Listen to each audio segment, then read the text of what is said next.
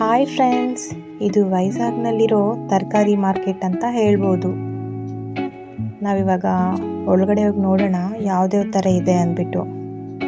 So ಇಲ್ಲಿ ನಾವು ತರಕಾರಿ ಮಾರ್ಕೆಟ್ ಅಂತೀವಿ, ಇವರು ರೈತ ಬಜಾರ್ ಅಂತಾರೆ. ಇಲ್ಲಿ ಅಂದರೆ 5-6 ಊರುಗಳಿಗೆ ಸೇರಿ ಒಂದು ಮಾರ್ಕೆಟ್ ಮಾಡಿದ್ದಾರೆ.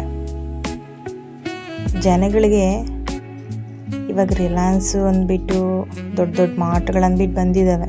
ಸೊ ಅದರಲ್ಲಿ ಮಧ್ಯತರಗತಿ ಕುಟುಂಬದವರು ತೊಗೊಳಕ್ಕಾಗಲ್ಲ. ಸೊ ಅದರಿಂದ ಈ ಥರ ಚಿಕ್ಕ ಚಿಕ್ಕ ಮಾರ್ಕೆಟಾಗಿ ಮಾಡಿದ್ದಾರೆ ಈ ಥರ. ಸೊ ನೋಡ್ತಾ ಇರ್ಬೋದು, ಅವ್ರಿಗೆ ಎಷ್ಟು ಬೇಕೋ ಅಷ್ಟು ತೊಗೊತಾ ಇದ್ದಾರೆ. ಸೊ ಇಲ್ಲಿ ರೇಟ್ಗಳು ಕೂಡ ಕಡಿಮೆ ಇರುತ್ತೆ, ಜಾಸ್ತಿ ಏನಿರಲ್ಲ. ಸೊ ಇದು ಕಾರ್ತಿಕ ಮಾಸ ಆಗಿರೋದ್ರಿಂದ ಸ್ವಲ್ಪ ಬೆಲೆಗಳು ಜಾಸ್ತಿನೇ ಇರುತ್ತೆ. ಸೊ ಅಯ್ಯಪ್ಪ ಸ್ವಾಮಿ ಮಾಲೆ, ಭವಾನಿ ಮಾಲೆ ಆಗಿರೋದ್ರಿಂದ ಎಲ್ಲರೂ ವೆಜಿಟೇಬಲ್ಸೇ ತಿನ್ನೋಕ್ಕೆ ಇಷ್ಟಪಡ್ತಾರೆ. ನಾನ್ ವೆಜ್ಜು ಅಷ್ಟೊಂದು ಇಲ್ಲಿ ಸೇಲ್ ಆಗಲ್ಲ, ಈ ಮಾಸದಲ್ಲಿ ಮಾತ್ರ. ನೋಡ್ತಾ ಇರ್ಬೋದು, ಎಲ್ಲ ತರಹದ ತರಕಾರಿಗಳು ನಮಗೆ ಕಾಣಸಿಗುತ್ತದೆ ಇಲ್ಲಿ.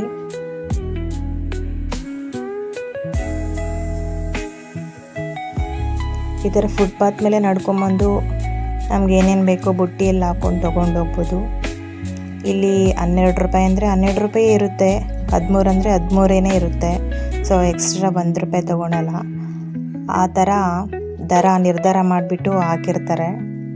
ಸೊ ನೀವು ನೋಡ್ತಾ ಇರ್ಬೋದು, ಇದು ಇಲ್ಲಿರೋ ಯಾರಾದರೂ ಬಂದಿರ್ಬೋದು ವೆಜಿಟೇಬಲ್ ತೊಗೊಳಕ್ಕೆ, ಅವ್ರಿಗೆ ರೆಸ್ಟ್ ರೂಮು.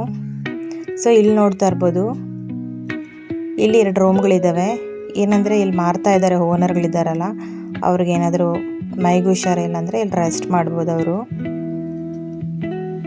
ಇಲ್ಲಿ ಸ್ಟೋರ್ ರೂಮ್, ಏನಾದರೂ ಬಂದರೆ ಈರುಳ್ಳಿ ಜಾಸ್ತಿ ಬಂದರೆ ಇಲ್ಲಿ ಸ್ಟೋರ್ ಮಾಡ್ತಾರೆ ಆ ರೂಮಲ್ಲಿ. ಸೊ ಇಲ್ಲಿ ನೋಡ್ತಾ ಇರ್ಬೋದು ರೇಟ್ಗಳು ಯಾವ್ಯಾವ ಥರ ಇದ್ದಾವೆ ಅಂದ್ಬಿಟ್ಟು. ಎಲ್ಲ ರೇಟು ಪ್ರತಿದಿನ ಡೇಟ್ ಹಾಕ್ಬಿಟ್ಟು ನಮಗೆ ದರ ನಿರ್ಧಾರ ಮಾಡಿಬಿಟ್ಟು ಅದರ ಮೇಲೆ ಬರೀತಾರೆ. ಸೊ ಅದ್ರ ಪ್ರಕಾರ ಅವರು ಮಾರಬೇಕು. ಸೊ ಇವಾಗ ಇರೋದು ಯಾರಂದರೆ ನಾರಾ ಚಂದ್ರಬಾಬು ನಾಯ್ಡು ಅವರು. ಸೊ ಸ್ವಲ್ಪ ಡೆವಲಪ್ ಮಾಡ್ತಾ ಇದ್ದಾರೆ ಇಲ್ಲಿ. ಸೊ ಮುಂದೆ ಹೋಗಿ ನೋಡಿದ್ರೆ ನಮಗೆ ಮೊಟ್ಟೆ ಶಾಪ್ ಸಿಗುತ್ತೆ.